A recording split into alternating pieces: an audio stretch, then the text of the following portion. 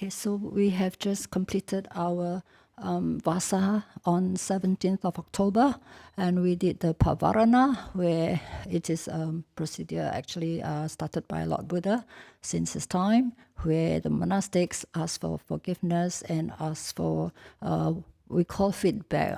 I mean, sometimes the translation calls it admonishments, but we prefer to call it feedback from other fellow practitioners regarding what they have seen, heard, or suspect what offenses we have transgressed. So likewise, we also did the same for the lay people up there, for the whole fourfold community. And it was a lovely, lovely,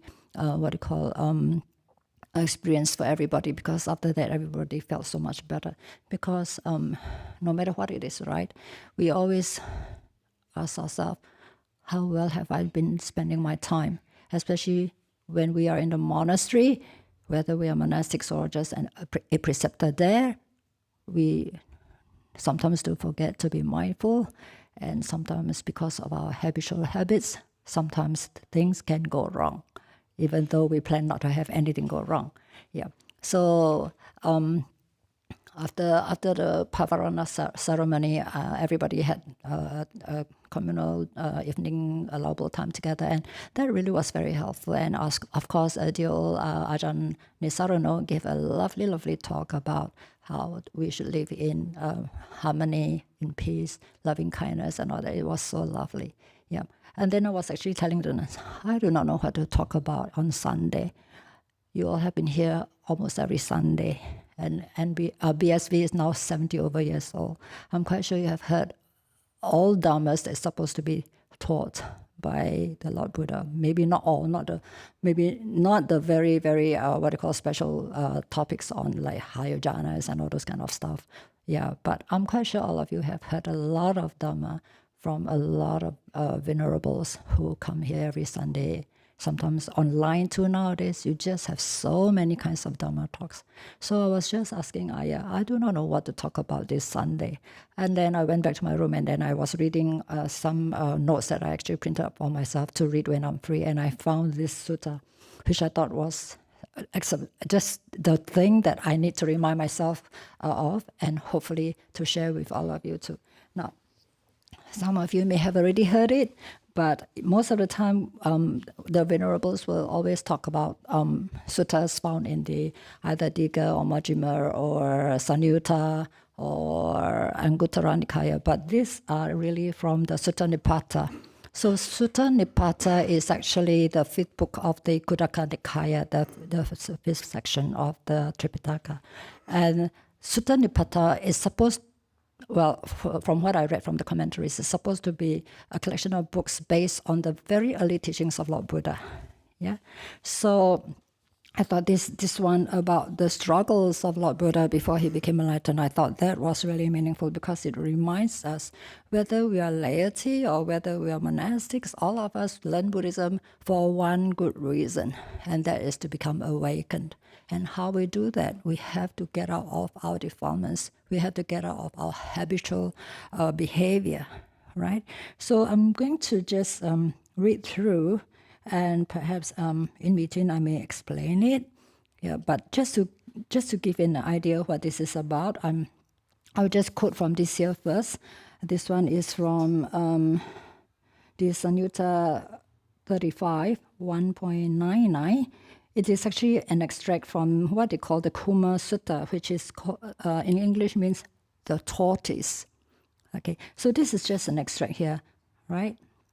This is what the Buddha was actually teaching the monks, right? And it means for us nuns, for all the laymen, laywomen, how to really guard our sense basis, okay? So this is an extract here, and this is the most important part. I'll get into the detail later on. Monks, Mara is continually, ceaselessly hovering around you, thinking, perhaps I'll get an opportunity by means of the eye, the ear, the nose, the tongue, the body. Perhaps I'll get an opportunity by means of the intellect, meaning our mind. Thus, monks, you should dwell with the doors to your senses well guarded. Okay? How did this come about? The sutta, the full sutta actually is here. Why did the Buddha mention this to the monks? Okay, now what happened was that the Buddha was telling the story to to the monks. Once there was a hard-shelled tortoise, okay, who was foraging for food in the evening along the shore of a lake. And a jackal was also foraging for food in the evening along the shore of the lake. The tortoise saw the jackal from afar and started to withdraw its forelegs with its neck as the fifth into its shell.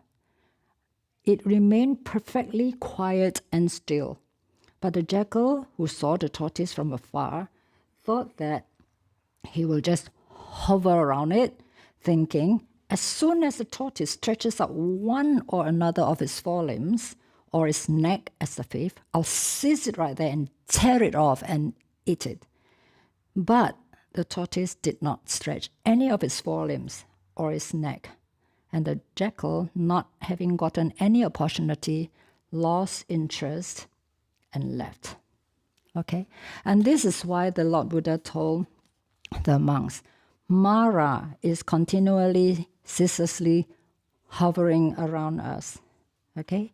So what does he mean by I'll get an opportunity through the means of the eye, the ear, the nose, the tongue, the body, and the intellect? Okay, what it means is that the Lord Buddha was actually trying to tell us, we as a human being, we have the 5 sense bases plus the mind, right? 6. So the Buddha is trying to tell us that whatever we see with our eyes, connect in contact with external forms, we should not get greed or distress over it.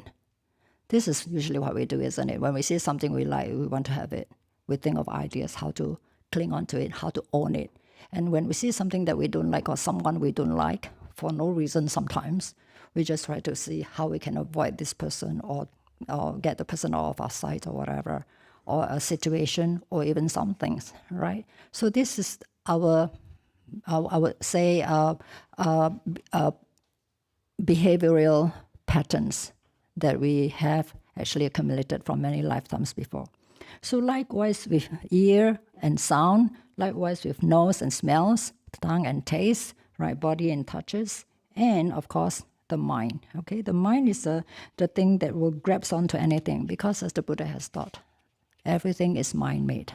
Whether it's from the 5 sense bases, eye, ear, nose, tongue, body, is all driven by the mind. The mind will act with the sense bases, connection with the external forms, and then you will start to like or dislike. And this is how we get ourselves into a lot of dukkha. Okay? So this is the reason why Lord Buddha says Mara is always there, hovering around us. So when we speak about Mara, we usually will think it's an external Mara, right? We'll think of someone, Mara, sometimes people will refer to as maybe the devil or Satan or somebody who is trying to obstruct our way. But the worst Maras that can really obstruct us in our practice is actually our internal Maras. Our internal Maras, each and every one of us, we have the purity there to become enlightened, as Lord Buddha has mentioned. All of us can become awakened to the universal truths as the Lord Buddha has awakened to. But why are we still here? So I actually sometimes ask myself, why am I still, spinning around samsara? Why? I've listened to many Dhamma talks and all that.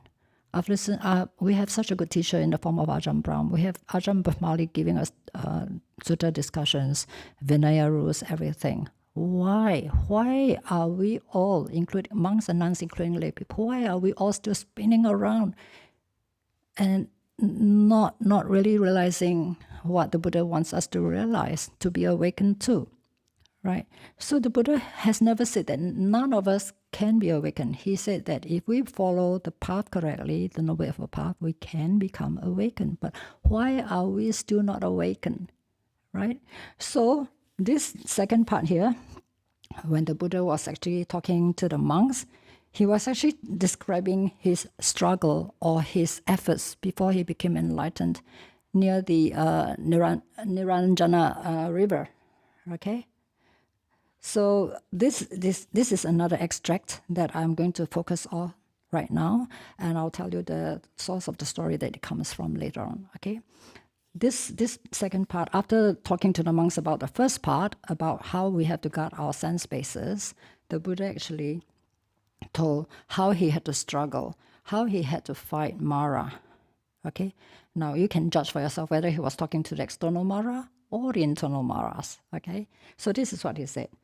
Resolute in exertion near the river Niranjana, making a great effort, doing jhana to attain security from bondage. Namochi, Mara, came. Now, Namochi is a name which very few of us hear of, because this is found in this Sutta Nipata. Most of the time when we speak about Mara, Lord Buddha mentions Mara, but this is the name Lord Buddha gave to Mara. So what does Namochi mean? It means the one who does not give up, the one who does not let go, the one who wants to hold over and control beings easily. Okay, so that's Mara.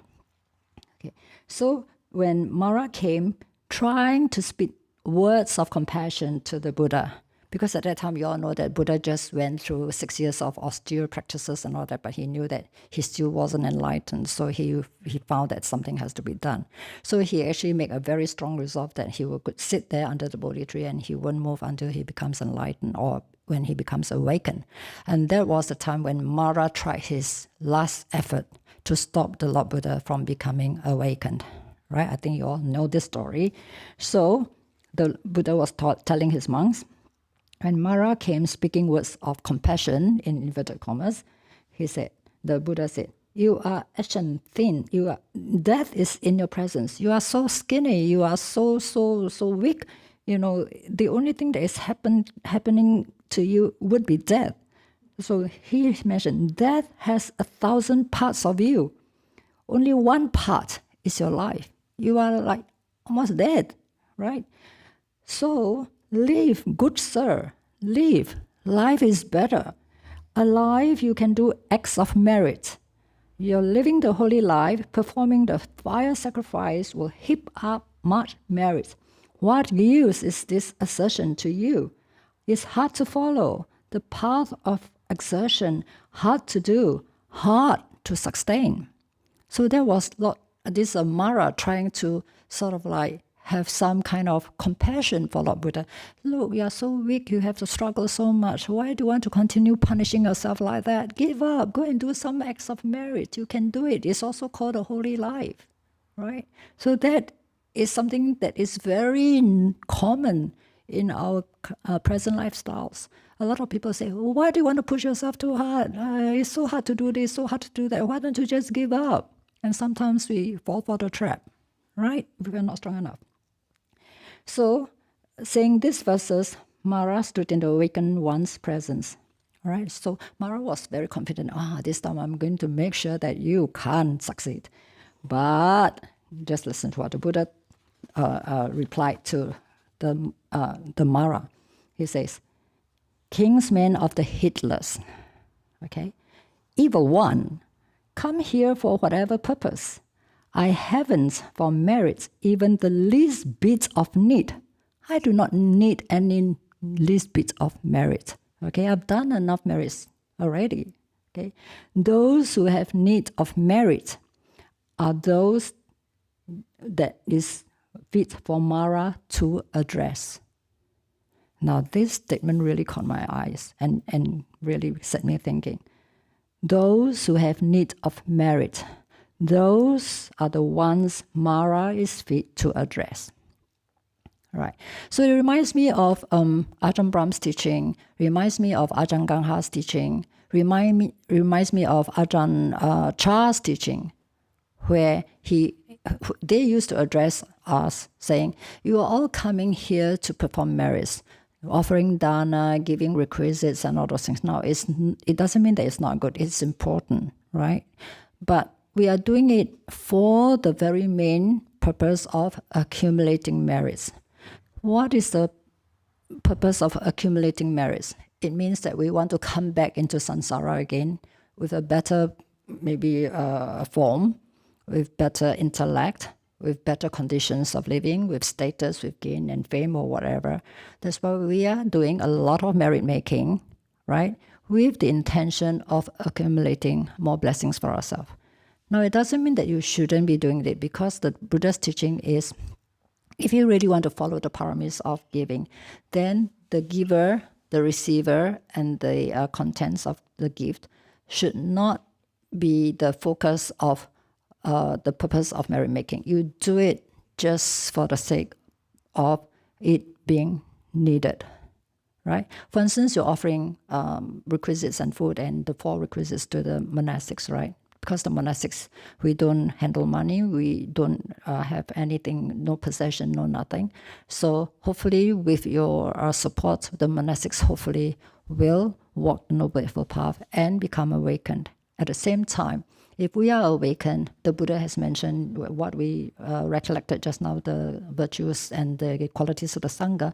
If you are able to support anyone who is already on the path towards the Aryang stream, or already those in the Aryang stream, we don't have to do anything. You don't have to do much, just by offering and supporting their needs. Okay, not excessive kind of support, but their needs, their very basic needs.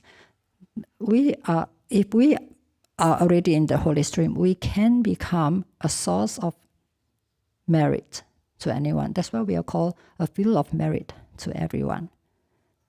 Right? So it's so important. That's why the Buddha was saying, I have no least bit of need for merit. Okay? Those who are looking for merits, it doesn't mean you don't do meritorious deeds. Okay? You do merits just because you want to look for merits. Right? Those are the ones that is fit for Mara to address. So we have to be very careful here. Okay? Now, the Buddha mentioned to Mara, in me are conviction, austerity, persistence, and discernment. Right? Conviction that this path will lead me to awakening. Austerity, meaning, of course, Lord Buddha by this time has already realized that he shouldn't be practicing those extreme austere practices. He knew that it didn't lead him to awakening. That's why he's trying to look for the middle path. And he's also very persistent. He doesn't just give up easily, right? And of course, discernment means wisdom without emotions. Wisdom not based on I like or I don't like, I hate or I like, I praise or I blame. Nothing of that sort. Discernment is really wisdom without the emotions attached, right? That's called wisdom. Okay, so when we talk about worldly wisdom, we actually come with a lot of intellectual kind of intelligence or logics and reasonable kind of reasoning, all this kind of very conditional kind of judging or I would say that weighing the pros and cons and all that. But for discernment, it means that the Buddha actually is hoping that we can see what is the true characteristics of our existence, what is the true characteristics of the whole world, right? So we go into that later on if we have time. So the Buddha was actually questioning Mara, why, when I'm so resolute, do you petition me to leave? Yeah, Mara, what do you think you are doing? Do you think you can really sway me with all these words of supposedly compassion and all those things? The Buddha mentioned, the wind could burn up even river currents. Okay, that is his resolution. I'm going to be enlightened no matter what you're going to do to me. The wind could burn up even river currents. Why, when I'm so resolute, shouldn't my blood dry away? Remember the Lord Buddha sat at the Bodhi tree there, right? And he says that I'm not getting up until I'm awakened. My blood can dry up and my body can waste away, whatever, right? He made that resolution. So this is a time when he was trying to remind Mara, when I'm resolute, shouldn't my blood dry away? As my blood dries up, gall and phlegm dry up. As my muscles waste away, the mind grows clearer. Again, this part here actually caught my mind. Will we be so resolute and determined if we are sick, right? If my blood dries up, if my gall and phlegm dries up, all my muscles waste away, but my mind goes clear. I was thinking to myself, my goodness, when I was having the hay fever, I was trying to meditate. Within minutes, I was coughing, and mucus was just dripping and dripping and dripping and dripping. And I was telling myself, I'm trying to meditate, but I can't keep up with it. But here the Lord Buddha was saying that the body can waste away, everything can waste away, blood can dry, but my mind goes clearer. Well, here I am trying to meditate, and I was worried that, I can't meditate. I just got to blow my nose, clear my throat, keep on coughing, attending to the body. That's the big difference between the Buddha and us. Yeah. So he said that mindfulness, discernment, concentration will stand more firm. More firm. Now, this here reminds me of Ajahn Brahm when he was in Thailand. He mentioned that he had toothache, I think. Toothache, yeah. And then he was also having malaria or typhoid. Huh? Yeah, he was having a very severe toothache, and he was also hospitalized for malaria or something. I can't quite recall. Yeah. Then typhus. Yeah. Whatever. It was very serious. He was in hospital, but then he managed to overcome it. He managed to just look at the pain. He managed to look at the sickness. Of course, with Ajahn Chah's visit, which really sort of like opened his eyes. Ajahn Chah came to visit him, and he thought that, wow, I'm sick, and here's my great teacher coming to visit me. But he says Ajahn Chah just told him that you either get better or you die. That's it, and he left. How would you feel if your teacher comes and tell you the same thing? Oh, what a heartless teacher. Yeah. So this is our untamed mind looking for all this kind of persuasion and all this kind of consolation, all those things, without having that strong resolution to overcome all those difficulties that we're facing. I don't even want to talk about all these difficulties that Lord Buddha is facing. I'm talking about the daily difficulties that we're all facing. Are we able to overcome them without getting angry, without fighting, without quarreling? Yeah, using what the Buddha called the weapon of the tongue. Yeah. So all these things, it really got me thinking about my own practice. So the Buddha mentioned further, staying in this way, attaining the ultimate feeling, which means the highest kind of equanimity attained in jhanas, okay? The mind has no interest in sensual passions. C, a being's purity. What is a being's purity? Remember, the Lord Buddha has mentioned that do no evil, do all good, purify the mind. Remember, we were talking about that one time, a few months ago, I think. A being's purity. What is a being's purity? Again, it reminds me of Ajahn Brahm's teaching to us monastics. A lot of time, Ajahn Brahm, I think he probably has mentioned that in his teachings to all of you too. Ajahn Brahm used to say that there's nobody there. We are all part of nature. Don't be a control freak. Don't try to do this and do that, plan this and plan that. Don't go here, don't go there, right? We are just part of nature. So what is the meaning of a being's purity? My own understanding after listening to our teachers in Taiwan and after listening to Ajahn Brahm and Ajahn Chah's teaching, I can only come to a conclusion that they are telling us that we are just part of nature. We have to be at one with nature. And that's exactly what the Ajahn Brahm has been teaching us.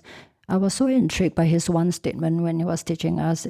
We were listening to his recorded talks for monastics during his earlier range retreat talks to the monastics. He always emphasized, we are just part of nature. We are just part of nature. But most of us think that we are human beings, we are the superior kind of higher beings, we are better than anything else. But we actually are just part of nature. So this is a very profound teaching, which I hope that one day Ajahn Brahm is able to elaborate further. Why the statement, we're all part of nature. How can we understand that? Now, the Mahayana teachings actually have some suttas explaining all these things, right? Asking, the Buddha was asking Ananda, where is your mind? Who is the person asking question? Who is the person who can see, who can hear, who can smell, who can taste, who can feel, and who can think? All these are very profound questions, right? So I just hope that one day our teachers is able to give those of us who are keen to know the more profound teachings of Lord Buddha, right, to explain and elaborate on this teaching of what do you mean by we are all part of nature? Okay, so this is so profound. It's so profound, right? So the Buddha further spoke to Mara. Okay, he was telling Mara, "These are your army, right? All these so-called qualities. Do you call qualities when they are so unwholesome? Yeah, they are your army. Okay. Now we may think that Lord Buddha is addressing the external Mara, but please, when I'm reading this, please reflect deeply. Is this external or is this internal? Okay. Now this is what Lord Buddha spoke to the Mara. Sensual passions are your first army. Sensual passions. Your second is called discontent. Your third is hunger and thirst. Your fourth is called craving. Your fifth is sloth and drowsiness. And the sixth is called terror. I feel that this terror is referring to fear. Okay? Your seventh is uncertainty, doubts. We have a lot of doubts a lot of times. We call ourselves Buddhists, but sometimes a lot of Buddhists don't believe in rebirth, don't believe that the Buddha has taught us all these kind of very deep teachings and all that. They have a lot of questions and even doubting about the Buddha saying that we can all become awakened, okay? And then the eighth is hypocrisy and stubbornness, all right? And what did he say is your army and commando, the dark one's commando force. Oh, it's like referring to this great army that the Mara is holding. Gains, offerings, fame, status, wrongly gained. And whoever would praise self and disparage others, that, Namoshi, is your army, the dark one's commando force.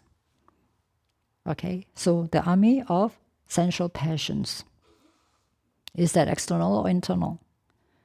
Discontent, hunger and thirst. Now you may be thinking, what do you mean hunger and thirst is actually what you call a kind of obstruction? Now this is really overindulging. The Buddha is very kind always. When he meets his monks and nuns, he will say that, how are things here? Have you got enough requisites? Do you have enough alms? Is it dangerous? And all those things. He always asks us all those questions, right? Or rather the monastics of the past. But it doesn't mean that you should overindulge, overeating, and taking lots of unnecessary food just to make sure that you have to sort of like feed the body with the so-called food, right? So this is really overindulgence, right? And craving, of course, nobody has doubts. Craving is the source of our being reborn. Craving actually stems from ignorance, right? So if you can recollect the teaching of the Paticca Samuppada, the dependent origination, the whole 12 links, craving is the one that causes us to want to be born. Craving. Okay, that is actually a kind of very strong ignorance. And the fifth is sloth and drowsiness. Sometimes it's called sloth and torpor, meaning you try to procrastinate a lot of things. Oh, I'm not well enough. I'm not warm enough. I'm not ready to do this. I'm not ready to do that. Please let me rest. Blah, blah, blah, blah, blah, blah, blah, blah, blah. All the reasons that we give for a simple thing that we need to do, right? And of course, Lord Buddha is actually referring to the Noble Eightfold Path, the practice that we should be doing. And the sixth is called fear. Yeah, fear of a lot of things. Fear of the future. Fear of the past even. Most of us can never live in the present moment. I'm not just talking about lay people. It's the same with us monastics. How many of us can really live in the present moment? We are always thinking about the past. We are always speculating in the future. What if, what if, what if, what if? But the Buddha's teaching is all about the present moment. Now you can see that a lot of Westerners and even Eastern practitioners, they all know the power of now, present moment. Especially when we are doing meditation, the presence of now is what can give us that stillness of mind leading to jhanas. The presence now. How many of us can do it? I really have to admit that I'm still not there yet. I always talk to the nuns because in the morning at 5 o'clock we start to do our chanting before we go into meditation. When you see our nuns there all holding our palms together and just chanting, closed eyes and all that, we chant, chant, chant, chant, chant. For 25 minutes, I think 25 minutes of chants every morning, we just chant through memory. But we ask ourselves, during that chant, how often are we in the present moment?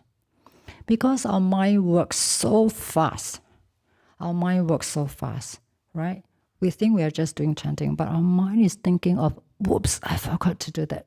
What if I didn't do this? Or what if I do this in the future, right? Sometimes it gets so bad that sometimes we miss what we have chanted and we forget what is the next verse, right, Ayya? We have to be very truthful.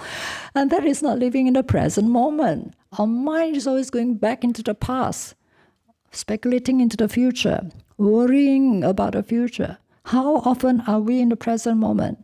When we are doing anything, like for us monastics, we are always trained first from the kitchen. When we are doing cooking, cutting, as a group and all that, how many of us are really mindful and in the present moment? How many of us are really practicing right speech? How many of us are really practicing compassion or even joy for the success of others? Everything can start from the kitchen. The kitchen is the best training grounds for all of us. So whoever is in the kitchen now, I hope you're listening to this, and I hope that you can remind yourself that we have to be very compassionate, really mindful, be fully aware of what comes out from the mouth, right? Our mouth, that tongue, is what the Buddha called a weapon. It's a very, very little weapon. Anything that comes out from it can really hurt a person so deeply. Yeah. So how many of us can really, really live in the present moment? Right? Not only talking about sloth and drowsiness, right? Fear of a lot of things. Yeah. So all these things are there. It's really very complicated. It's from the very gross to the very subtle.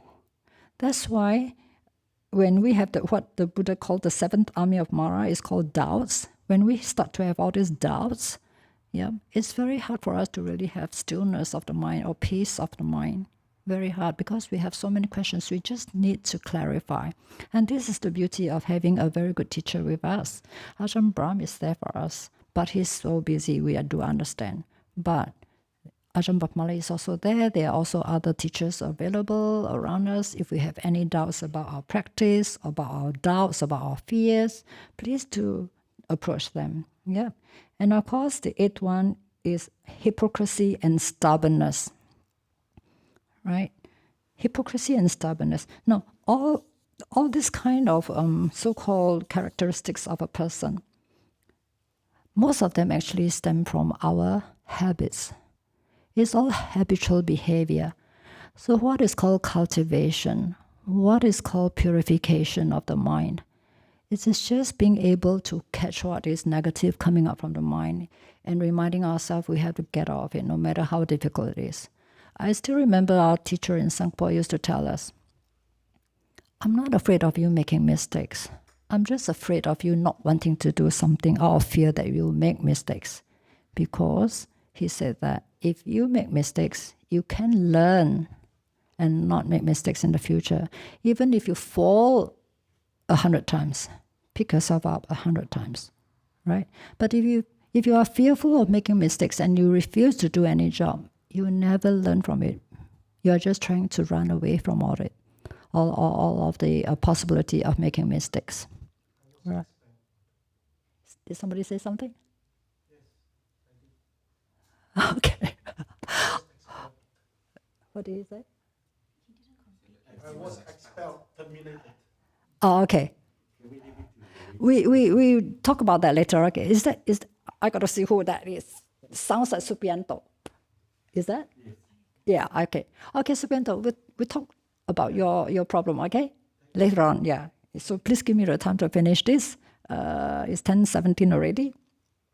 So hypocrisy and stubbornness. I think all of us have seen it within ourselves, as well as around the people we are living with and working with, or socializing with. Most of us have it, including me. Stubbornness. You can ask her how stubborn. I hope I'm not here. I'm not a hypocrite, because for me, truth is very important. Honesty and truth is so important to me, and I try my very best. I don't expect it from just others. I expect it from myself first, to be truthful and to be honest, right? Not hypocritical, right? Stubborn. I'm stubborn in certain ways. You can ask Ayya. I'm quite stubborn, especially when it's taking medicine offered by other people just for my sickness. Because I still remember Ajahn Brahm saying, when you are sick, people are of compassion. They offer you this medicine, that medicine, that medicine. If you take it, I think you will be more sick.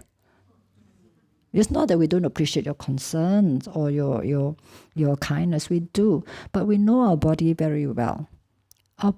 For me, I can't take Western medicine. It gives me a lot of side effects. It may work. You too, right? It may work 1 day, 2 days. After that, I have to deal with the side effects. And that's why I always, as Ajahn Brahm says, listen to your own body. All of our bodies are never the same. Different.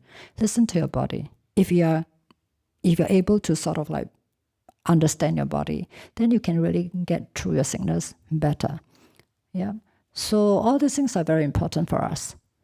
Okay. So stubbornness, sometimes we need to be stubborn in a certain way. Like if the Buddha was not, I would say maybe he doesn't call himself stubborn. He was just very resilient. He was just very persistent. He was just very wise to know that I'm not going to listen to you, Mara. I know any lay person will say that, hey, why don't you just give up your monastic livelihood? It's such a dukkha. It's so torturous. You don't have TV, you don't have money, you don't have food to enjoy in the evening, you don't have this, you don't have that. As a layperson, you have money, you can buy the food that you like, you can go for anything that you like, you can go for entertainment, everything. It's so boring living a monastic livelihood, right?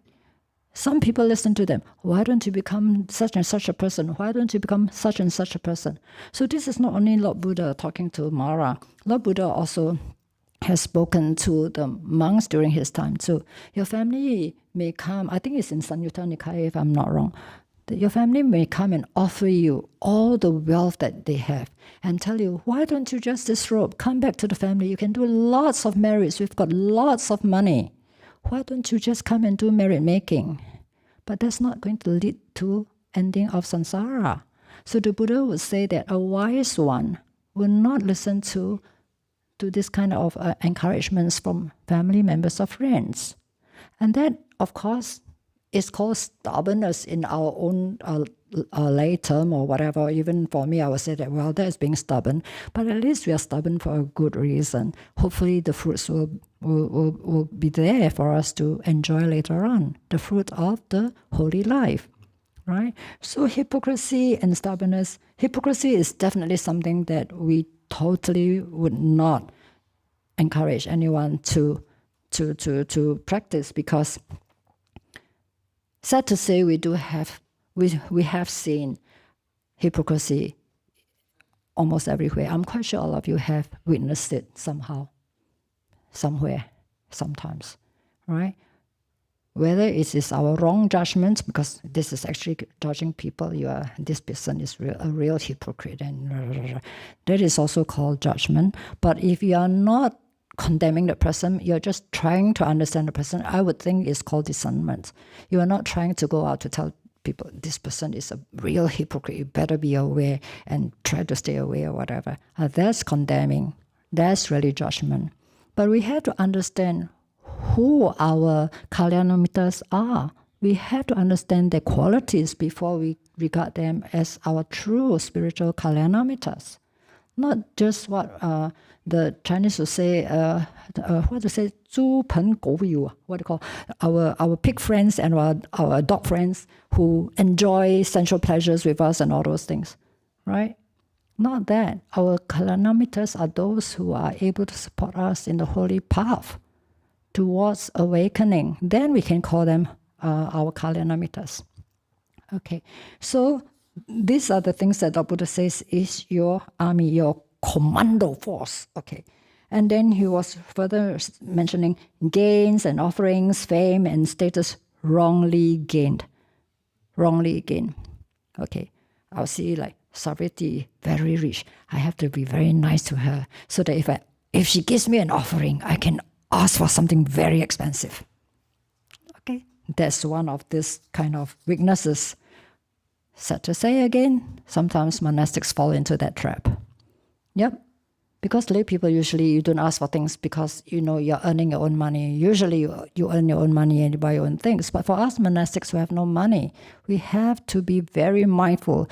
What did the Buddha say?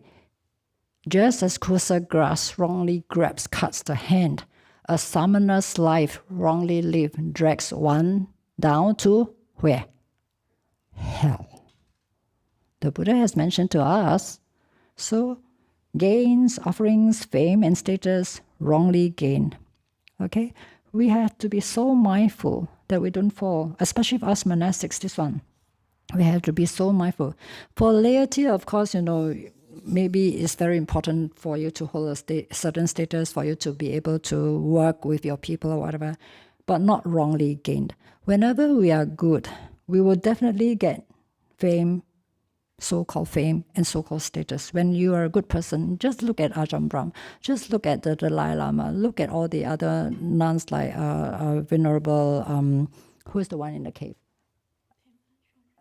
Tenjun Pamo, Venerable Tupten Children. I can name a lot of teachers who are so good in their practices and they are so popular. Ajahn Pamali, all this. It comes naturally. It comes naturally. It is not something that is wrongly gained.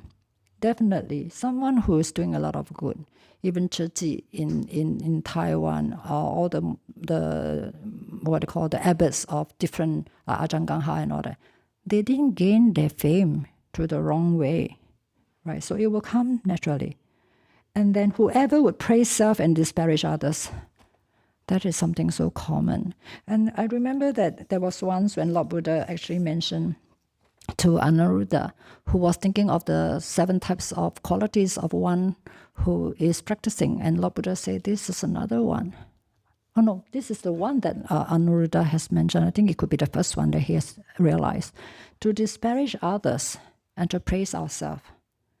This is also very common. And for us monastics, we always have to be mindful whether we fall into all these traps or not. Because if we do, then we are what the Lord Buddha says, Namuchi, this is your army, the Dark One's commando force. Imagine commando from the army. I think it's one of the strongest, most skillful people in the armed forces, right? They are, I would say, they will just kill without blinking their eyes. I think that was what they are trained to do, right? So all these things are the Buddha's teaching. Do I have time to finish? 10:26. Okay. A coward can't defeat it. A coward. But one having defeated it will gain bliss. That's what the Buddha mentioned. A coward won't be able to overcome all those kind of characteristics of a practitioner. But one having defeated it will gain bliss. Then he asked Mara, do I carry, is that manja or munja? M-U-N? Mun? Munja. I have to learn how to pronounce Pali and English. Do I carry munja grass? So I looked up Wikipedia. What is munja grass? So munja grass was the ancient Indian equivalent of a white flag. A warrior expecting that he might have to surrender would take munja grass into the battle with him. If he did surrender, he would lie down with the munja grass in his mouth. The Buddha, in asking this question, is indicating that he is not the type of warrior who would carry munja grass. If defeated, he would rather die than surrender. Whoa. Are we able to do that? I ask myself that too. I spit on my life. Death in battle would be better for me than I defeated survive. That's how much the Buddha has conviction in wanting to become awakened. His strong conviction, his determination, right? So are we able to do that? I still remember a lot of monks and nuns, including me last time, when we read about how the Buddha made resolution to say, I'm going to sit here and not get up until I become enlightened. Not half an hour and, oh, this aching, that is aching. How many of us have tried that? I think many of us monastics may have tried that. We thought that, wow, it must have been so good to make that kind of determination. So we tried. Within half an hour, we are out of our seat and we are still here, not awakened yet. Yeah. Hopefully, we have some insights here and there after all these years of monastic training and practice. Hopefully, only Ajahn Brahm will know because we only speak to Ajahn Brahm about our practices. Yeah. Other than that, are we able to be like Lord Buddha? I'd rather die in battlefield than to live defeated and to survive. Now, it reminds me of those kind of, what you call heroes or martyrs or whatever you call them. They prefer to die than to be defeated into something that is not worthwhile.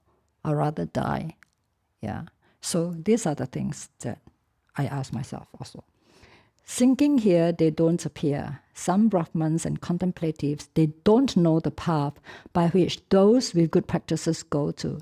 So even Lord Buddha was mentioning that for those contemplatives and Brahmins of his time, right, they don't know that there's this path that one should go for. These are the good practices that we should go for. So since the Banneret force on all sides, B-A-N-N-E-R-E-D, Banneret forces on all sides. The troops, Mara, along with his mounts, I go into battle, right? The Buddha was saying, Mara, you have all your forces with you, right? On all sides around me, but I will still go into battle with you, right? May they not budge me from my spot. May all your commando forces not budge me from my spot. That army of yours, that the world with its devas cannot overcome, I will smash with discernment as an unfired pot with a stone. So that is such confidence in his practice, that determination that I'm not going to let you budge me from my aspiration. You are not going to sway me with all your temptations or threats or whatever. I'm going into battle with you, Mara, and I'm going to win, right? So making my resolve mastered, mindfulness well established, I will go about from kingdom to kingdom, training many disciples. They, heedful, resolute, doing my abiding, despite your wishes, will go where, having gone, there's no grief. That was the Buddha's determination. So the last verse here is, as he was overcome with sorrow, Mara's lute fell from his arm, and then he despondently disappeared right there. So this is just an extract from the sutta, which is called the, let me see what it's called, the struggle, okay? It's called Padana Sutta. It's on Sutta Nipata 3.2. If you want to read the whole story, it's there. Okay, it's called The Great Struggle. You can find it on either Access to Insight or Sutta Central. So this is just an extract from the Buddha's determination and struggle when he was faced with all these internal and external maras. So I really like to share this with you, just as a reminder, not only for all of you, for myself too, for my fellow nuns and brother monks and all that, anyone who is aspiring to be on the path. The Buddha has already given us the Noble Eightfold Path. He has struggled for 6 years. He knows what can work, what can't work. We are all spared the extra journey of having to find out something for ourselves. The Lord Buddha has already found a path for all of us to really go into. If you really follow the Noble Eightfold Path, right, there's a sutta in, I can't remember, is it MN9 or something, where the Buddha actually mentioned that if you really want to see all the characteristics of the true nature of the world, the Noble Eightfold Path is the way to gain liberation. All the important teachings listed by the Lord Buddha is all through the Noble Eightfold Path, if we follow them accordingly.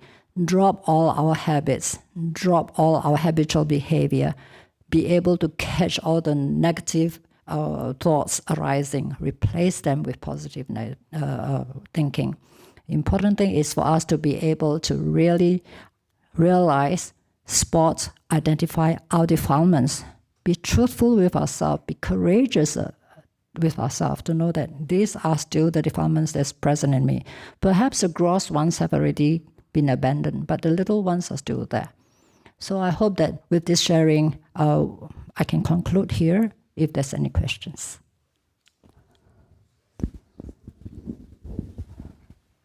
Thank you, Ayya.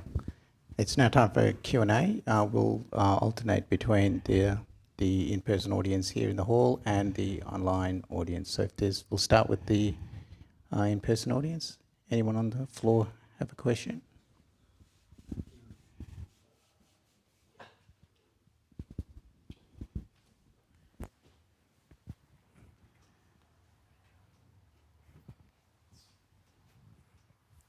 Thank you, Ayya. Thank you for the Dhamma talk. I've got questions regarding transgression. Someone might make mistakes, and I think usually there will be a hearing, and then from the hearing there will be a decision. So in that process, the hearing was chaired by a person who was very senior in the practice. And the transgression involved between one person that made mistake to the other person. The person that made mistake has been practicing for years, but that person didn't want to admit that mistake.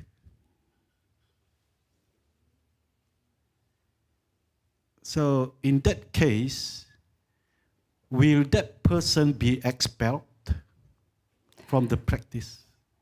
Okay, now, first I would like to ask, are you talking about the practice in the holy life? What kind of practices are you referring to? Because it's very different. The Buddha mentions that to be in the holy life and to be in the worldly sense of so-called practice is two different things. Right view, okay, of course MN 117, I think, says, the Buddha says two right views. So some teachers believe there's only one right view. The right view leads to awakening.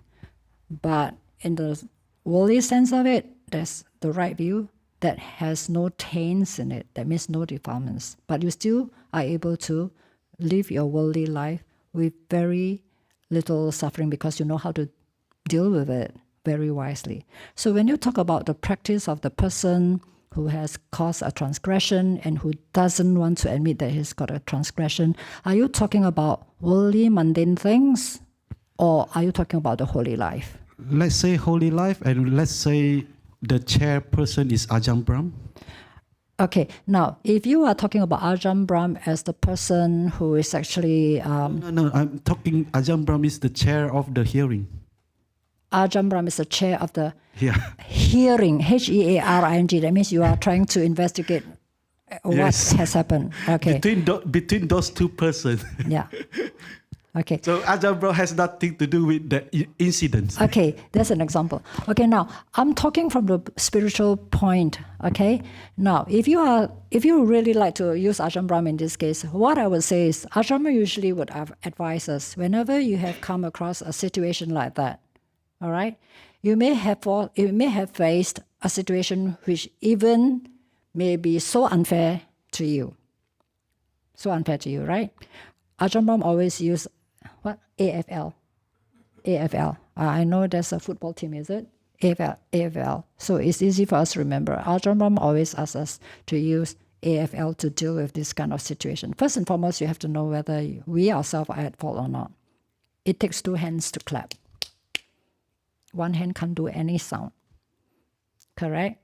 First and foremost, when you are faced with a situation, for me, I always like to go into deep reflection.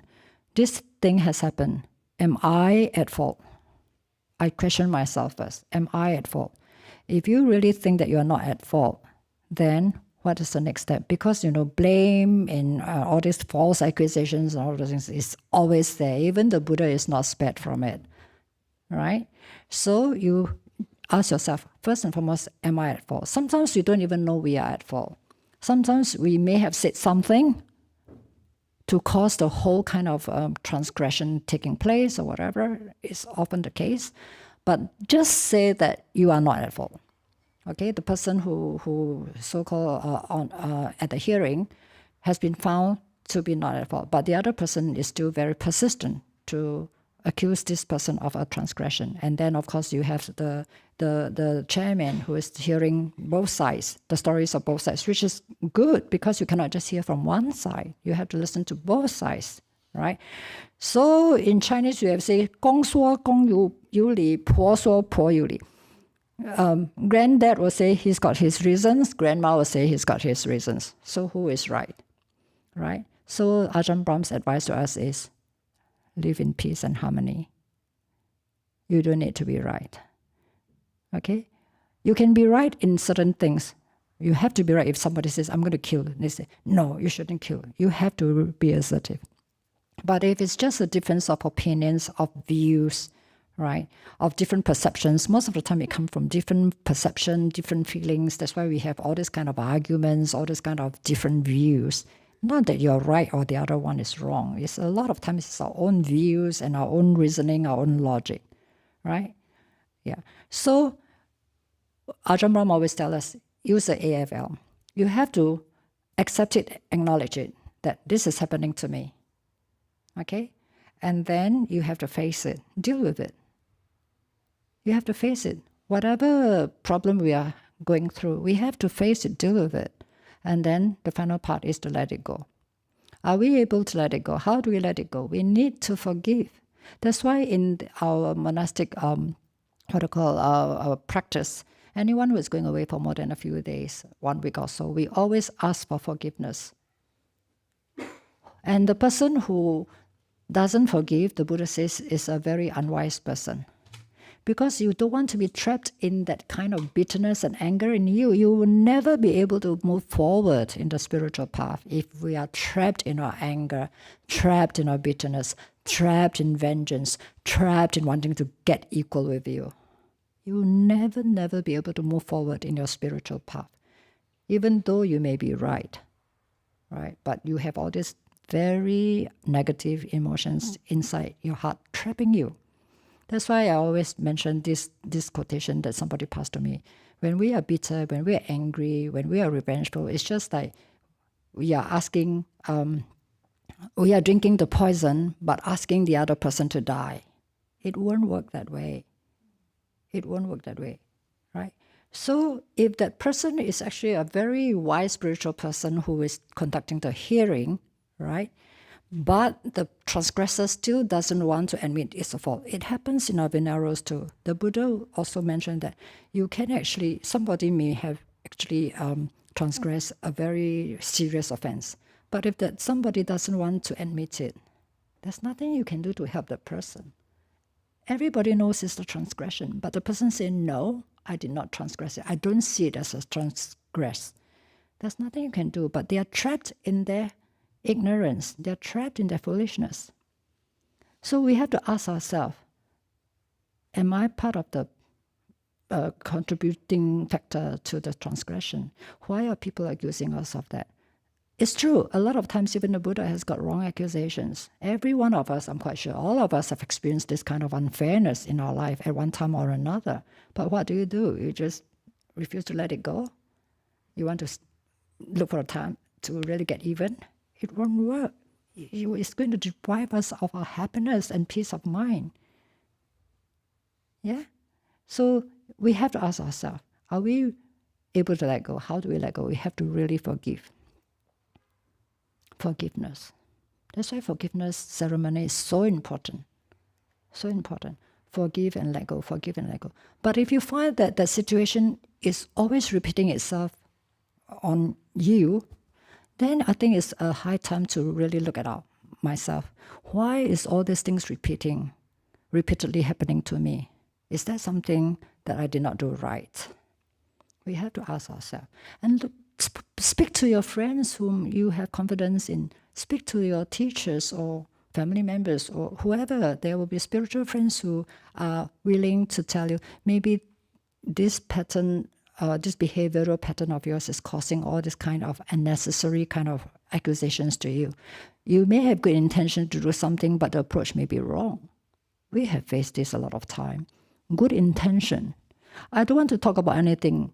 I really want to just share this experience. Building Newbury Buddhist Monastery, right? Second year of Newbury Buddhist Monastery, someone from Singapore called me up. Ayya Upekkha, I heard from somebody in Perth that Newbury is up for sale and you are retiring back to Singapore. Just the second year of building Newbury Buddhist Monastery. That person has come to Newbury before, right? So I say, why don't you come and stay for yourself and find out for yourself? No point my explaining because she has heard something so serious. Even if I say, no, it's not happening, you say, well, you are just trying to cover up because you are part of the what you call pioneers who are trying to start something, and now that it's not happening, it's not going to work out. Of course, you try to cover for yourself. So I invited her to come over to stay in Newbury Buddhist Monastery. She came and she said, it's not true. Everything is working well. Who passed that rumors to her? I have no idea. But I'm going to find out, just like the Buddha says, when somebody shot you with an arrow, you won't get it healed, you won't get yourself treated or what, until you find out who shot the arrow. No, I just let it go. I just let it go. What for? What for? The most important thing is what is happening to us right now. Are we going in the right direction or not? What I'm doing, am I doing something correct? Am I doing something that is what the Buddha would not recommend? Just ask yourself all these questions. A lot of times the nuns will ask, Ayya Upekkha, you have to make snap decisions. How do you know that it is going to be a right decision? I do not know. But what I do know is that if I make a decision for the benefit of others, most of the time it will be a good decision. Nothing for personal gain. Most of the time, I can't think of anything that is not really workable. Every time a snap decision has to be made, a lot of times it works out because I know it's not for my personal self-gain. It's for the gain of others. That's my guideline. A lot of snap decisions need to be made, right? Same with Ajahn Brahm, same with Ajahn Nisarano. Those of us who are really considered to be a leader of the community. Adrian, Sri Juth, anyone who is in the leading role, you have to make snap decisions a lot of time. Yeah? So just as the Buddha has mentioned, not for personal gain, not for personal fame, that is the way we should work. Yeah? So ask ourselves, if you face it one time, fine. Maybe a misunderstanding. Second time, third time, fourth time, fifth time. If it happens all the time, ask yourself, there's something that I'm not doing wrong. That's how I'm getting all these things. So we have to really look at ourselves. That's why the truthfulness and the honesty and the skillfulness to get out of our behavioral pattern is very important. I think I'm losing a lot of time. Does that answer your question? Yeah, thank you. Thank you. I'm sorry, it's 10:46.